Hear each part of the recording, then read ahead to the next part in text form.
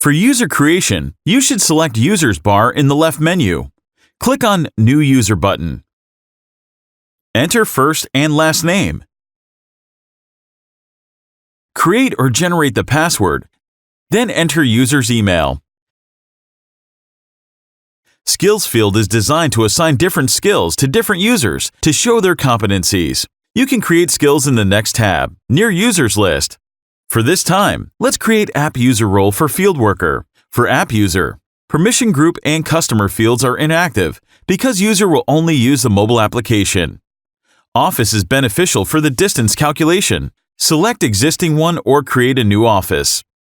If coordinates have been saved, Tasker will calculate the route between the office and the task object in a mobile application.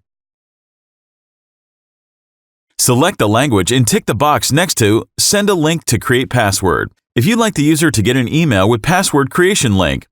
Now you can click on Save button. Newly created user will appear in the Users list.